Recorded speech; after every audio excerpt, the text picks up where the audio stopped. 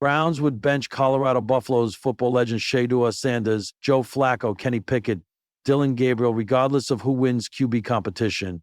Colorado Buffaloes football legend Shedeur Sanders, 40-year-old Joe Flacco, potential starter Kenny Pickett, and third-round draft pick Dillon Gabriel would all suffer the same fate. With the Cleveland Browns in Week 1 of the 2025 season, they'd be benched by some point in the following weeks or months. As Pro Football Talk's Mike Florio noted, the Browns' quarterback competition will be open during the season and thus should have more reps available than not for Sanders and Gabriel. Whoever starts, and we know how this is going to go, whoever starts is probably going to get benched. That's why I think it's so important to get Gabriel and Shedeur Sanders real reps. Let's find out if they can be the answer, because the broader question here is, what's the quarterback position going to look like in 2026? Florio said. This was to be expected. Pro Football Talk's Miles Simmons pegged Sanders, Flacco, Pickett, and Gabriel as potential QB1 competition winners in a unique position battle back in May. The Browns are reportedly planning to have a unique quarterback competition with Sanders, third-round pick Dillon Gabriel, Kenny Pickett, and Joe Flacco all having a chance to earn the club's starting role, Simmons wrote. From the sounds of it, there's no true winner in this race. Fans of multiple looks under center are the biggest winners, if anything. In the rugged crucible that is Cleveland Browns football, where harsh winters meet harder expectations, names don't carry you, only production does. It doesn't matter if you're the son of a Hall of Famer, a Super Bowl MVP, a former first-rounder, or a college football stat machine. When it comes to the Browns' quarterback situation, everyone is expendable, and every decision is subject to the cold calculus of winning. That's why, no matter who emerges victorious in the quarterback competition between Shedeur Sanders, Joe Flacco, Kenny Pickett, and Dillon Gabriel, the Browns would bench them. Because for this franchise, pedigree means nothing if it doesn't translate to W's. Imagine the scene.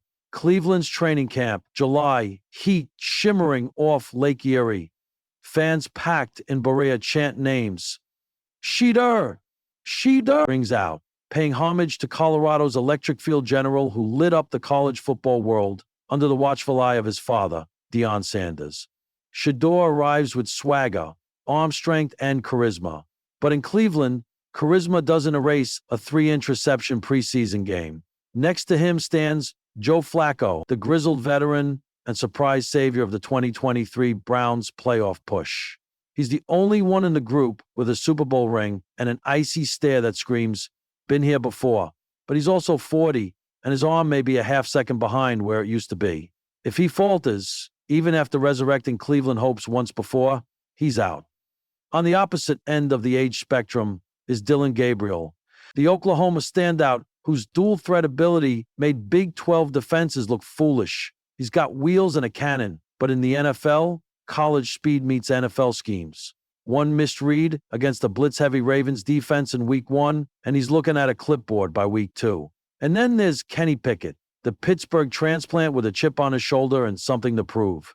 He never quite silenced the doubters in the Steel City. In Cleveland, the bar is higher and the leash is shorter. One missed time slam pass in the red zone, welcome to the bench. So why would the Browns bench all of them? Because Cleveland is done playing favorites. The franchise has seen it all. Johnny Manziel's flash, Baker Mayfield's fire, Deshaun Watson's controversy, Flacco's redemption. They've learned not to fall in love with hype, history, or heroics. The front office and coaching staff operate on a singular philosophy. What have you done for us lately? The Browns' defense, anchored by Myles Garrett and a bone-crushing secondary, is a playoff-caliber unit. The offense doesn't need a hero. It needs a steward, someone who can protect the ball, manage the clock, and make 3rd and 5 conversions look routine.